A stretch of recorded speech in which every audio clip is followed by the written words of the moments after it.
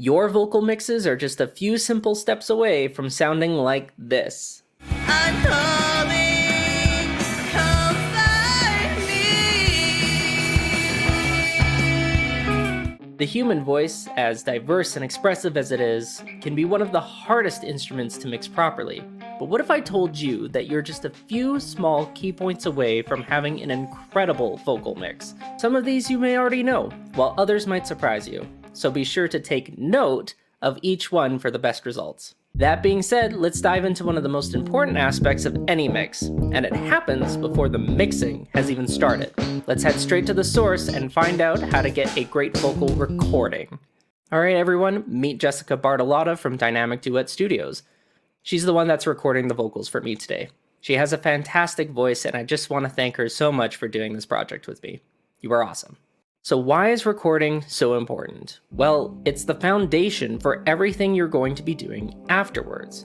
A great recording will reduce the amount of manipulation you have to do during the mixing stage and then later the mastering stage. Without that solid recording foundation, you will be trying to fix it in the mix. In other words, trying to make up for your past self's laziness instead of just trying to get it right from the start. You will end up with a worse performance and, by extension, a worse final product. So what actually makes a good recording? Well, there's a few things that you need to consider. First up is room tone. Make sure the room that you're in actually sounds good before you start the recording process. If you're in something like a hall or a venue with a lot of hard surfaces or glass, you're going to have a lot more reverb. And that's going to be really hard to correct later on. Whereas if you're in a room with a lot of padding and a lot of sound treatment, you'll have less reverb, which will be easier to deal with later on. When it comes to reverb, it's easier to add than it is to subtract. After you found yourself a space that you think will work, the next step is figuring out your mic placement. Is there a specific spot in the room that you think will work better than the others?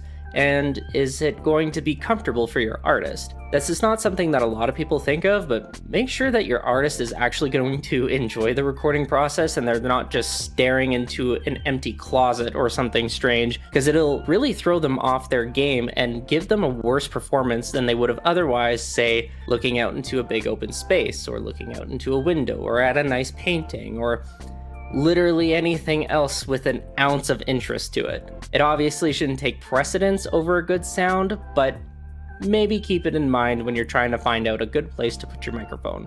Once you actually place your artist in front of the microphone, make sure that they're the correct distance away from the mic. Now this is a little bit subjective and depends on what the vibe is that you're going for, but for a very clean result, typically it's 2 fists length away.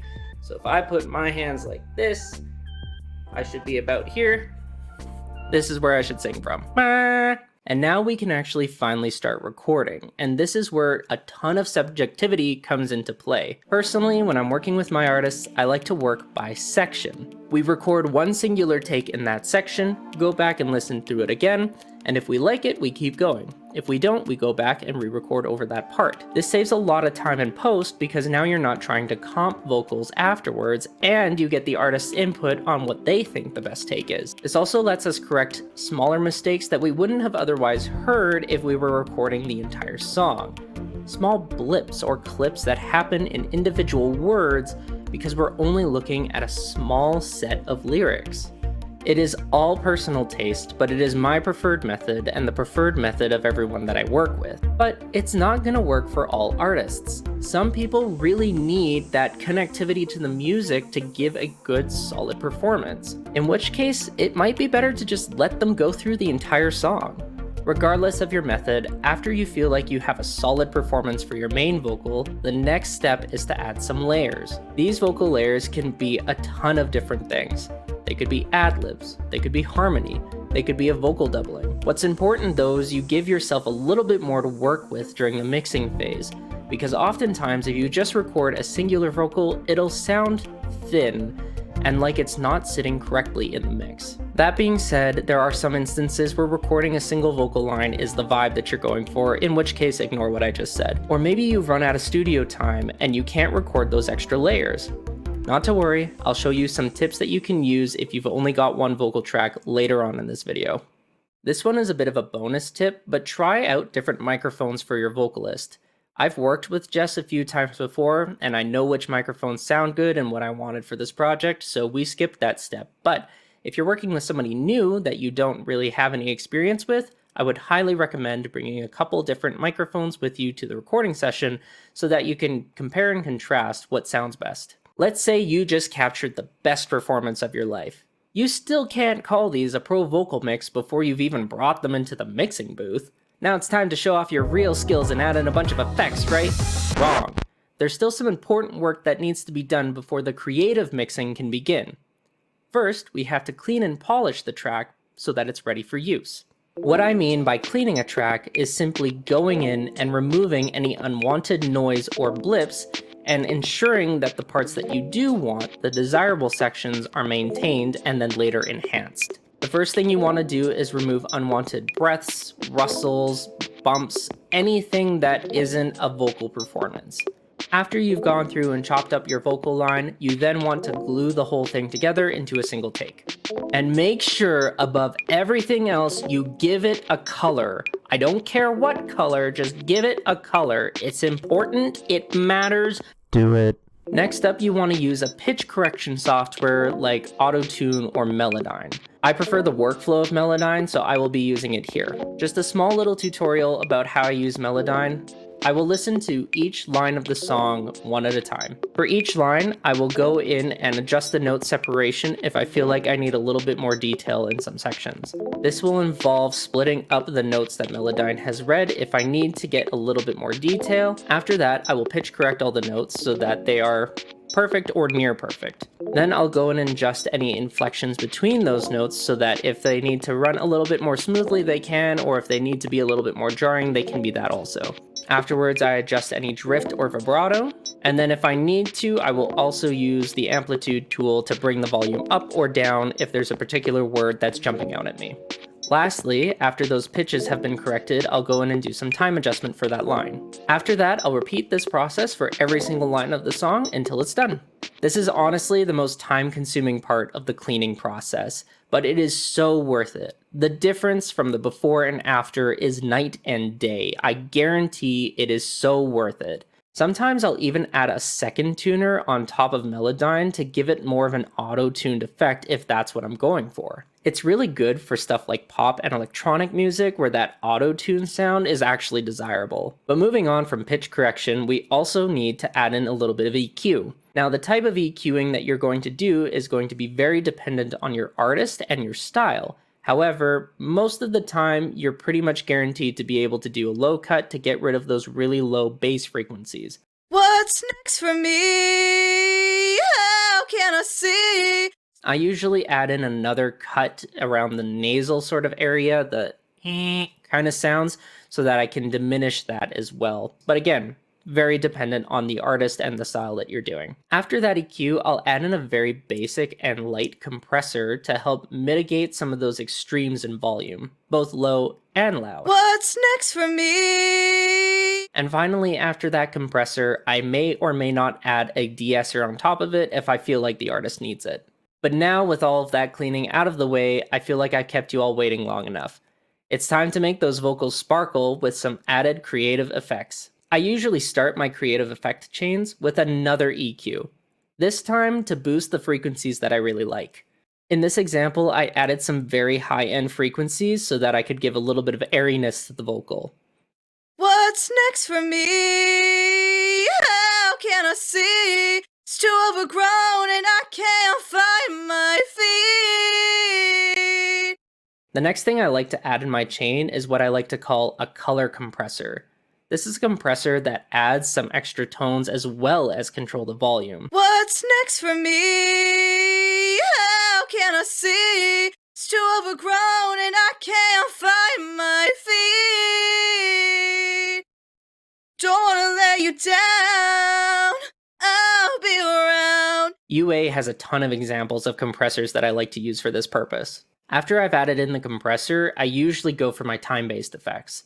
Flanger, chorus, reverb, delay, all of it goes in at this step. What's next for me? How can I see? I don't very often use these kinds of effects in serial, meaning on the same channel as the vocals. I usually make a new channel so that I can dedicate those effects to their own channel. But every once in a while, if I want to get a specific kind of effect, I will put it on the exact same track as the rest of the effects. You can see an example of what I'm talking about here. There's a reverb on the main vocal track to give it a little bit more presence. And I did this because I felt like the microphone was almost too close to my ear, and I wanted to create this sense of space, but a very, very minor one. My feet. And then you can see an example of these effects put on their own separate tracks here.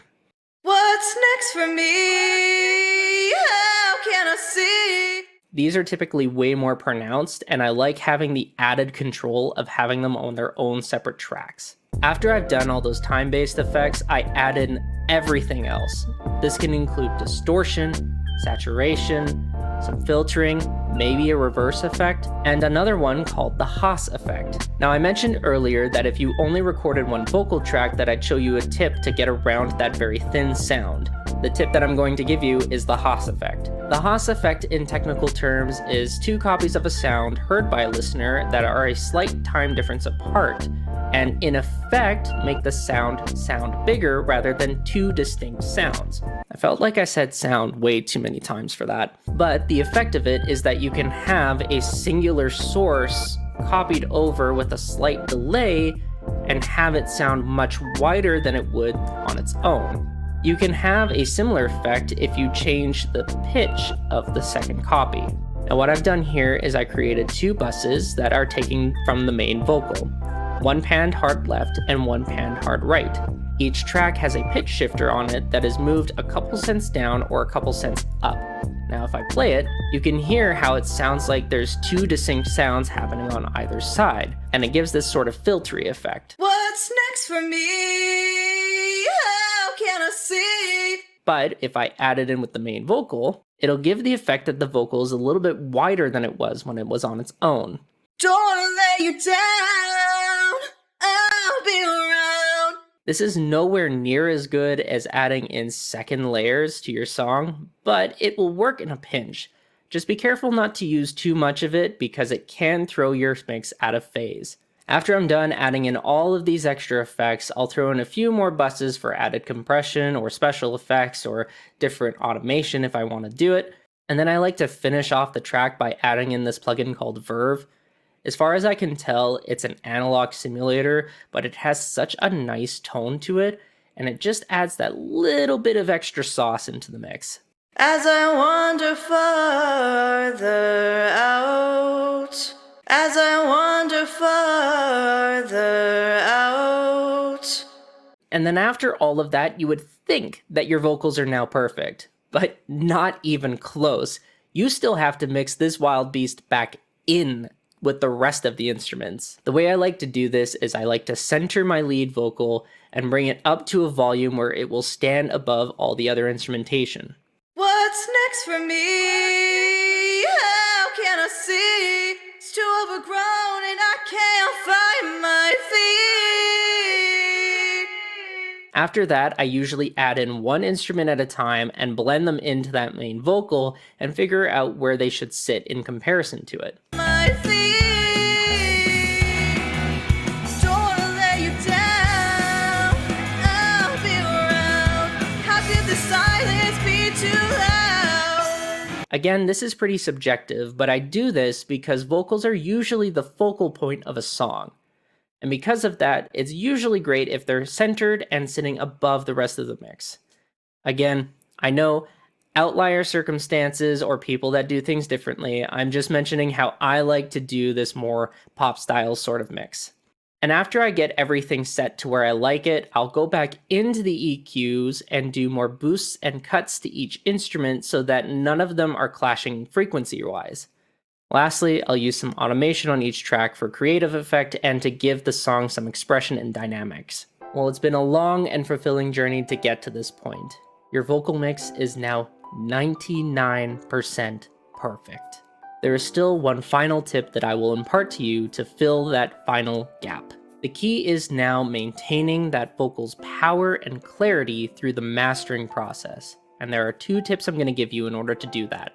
First, you need to keep an eye on your gain staging. Are you clipping anywhere? Any unwanted distortion? Are you keeping below -6 dB before you get to mastering? Be sure your volume is controlled and that you have the headroom you need. Second tip, if your vocals are still clipping in the mastering process, but you've added proper compression and gain staging, this typically means that there's a single line in your track that's too loud. Vocals are very dynamic, and singers have a tendency to move around when they perform. To get around this problem, instead of using a compressor or taping your singer's feet to the floor, instead listen to the entire song and volume automate the sections that get a little bit too loud or your singer gets a little bit too intimate with the microphone. Just out of reach. This will ensure a smooth performance and a great master. As I wander farther out, tripping over doubt. But that's all for this video. If your vocals are sounding great, but the rest of your track feels bland, you can up the intensity by watching this video right here. Remember to like and subscribe if you enjoyed this video. Thank you all so much for watching, and I will see you next time.